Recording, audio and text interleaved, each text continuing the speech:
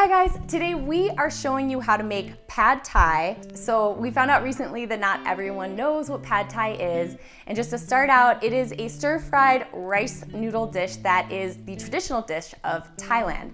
And you will find it everywhere there for street food and as well on most Thai restaurant menus, whether in Thailand or wherever you live.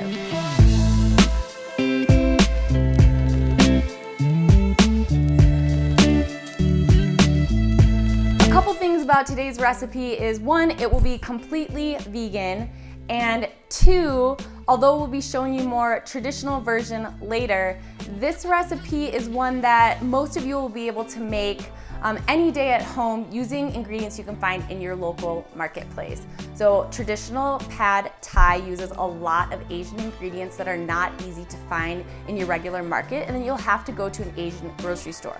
Those are things like pickled radish, palm sugar, and garlic chives. And although it won't taste exactly like the traditional dish with some of those flavor profiles like the deeper umami flavors, this is close enough that you will not feel like you're missing out. All right, so let's talk about the ingredients.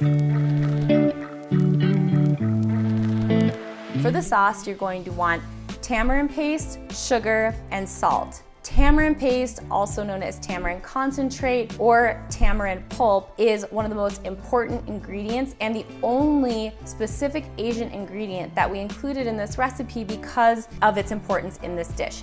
We have found it in local markets in Denver here. You can also go to your Asian market and get a pretty big bottle that will last you for a while. Along with this, you will need 2 cloves of garlic, half of a large shallot, or you can also use red onion if you don't have shallots, 3 green onions, a handful of bean sprouts, 200 grams of rice noodles. You can use the thin rice noodles. I prefer these thicker rice noodles because those are more traditionally what you would see in Thailand. A half a block of firm or extra firm tofu, crushed peanuts, and I just crush those up in my food processor, but you can also just use a knife, red pepper flakes, and lime.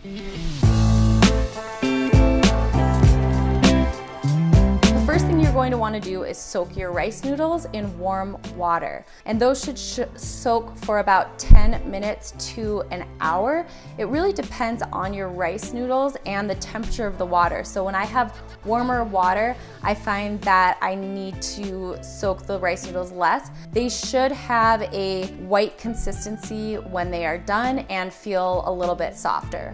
Now we're gonna put together the pad thai sauce. So something to know about the pad thai sauce is that I am going to give you ingredients for it, but you are probably going to want to adjust it to your liking.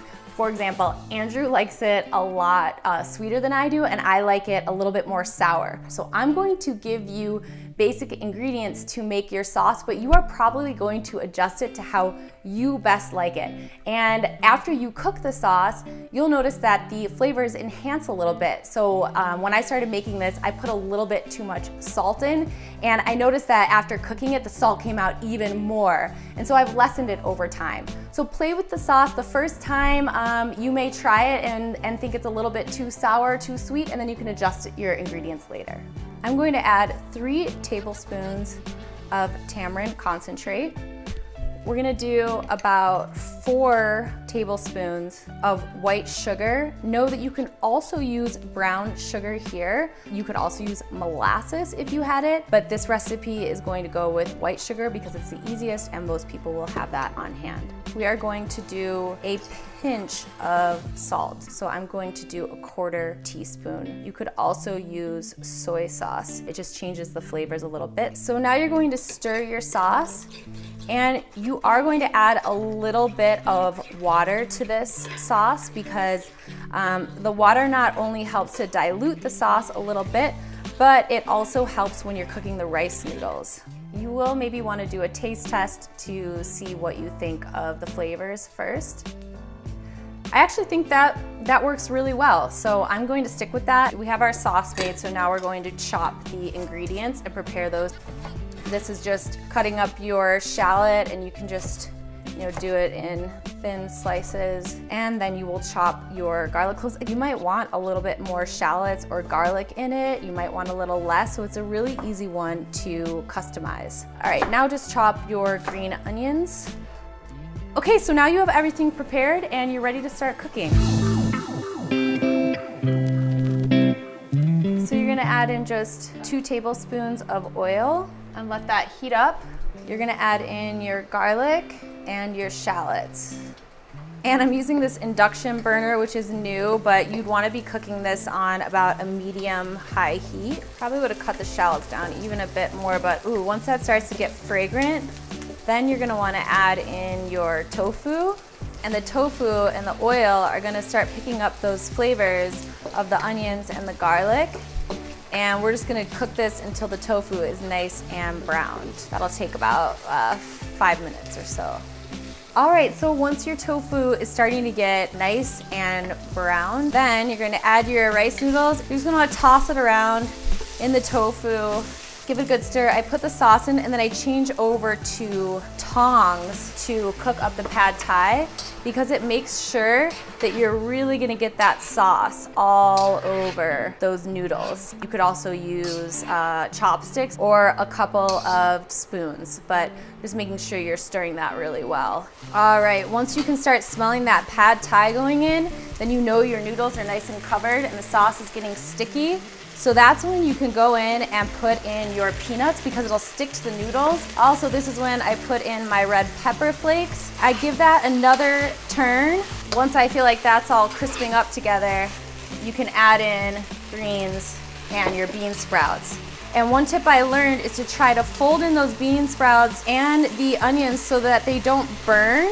And they really just get nice and a little bit softer, and that way you keep some of the crisp without them burning in the pan. All right, and this is about ready to serve.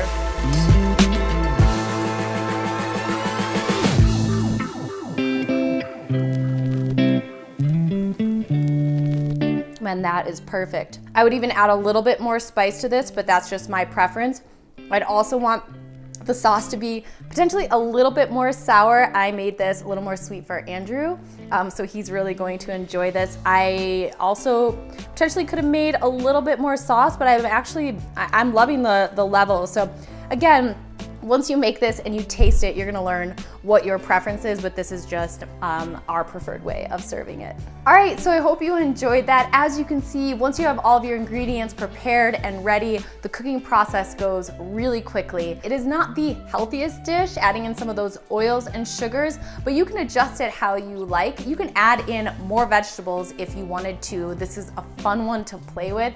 As you can see, you can also play with the sauces and how much of tofu you put in, and this is just a great one for learning how to cook, but having a base of basic ingredients that you can work with. We're gonna have the more traditional and authentic pad thai recipe, still veganized, coming up soon for you, so look out for that. And let us know in the comments below if you have any questions about this recipe. We will also have it posted on our website for you to reference.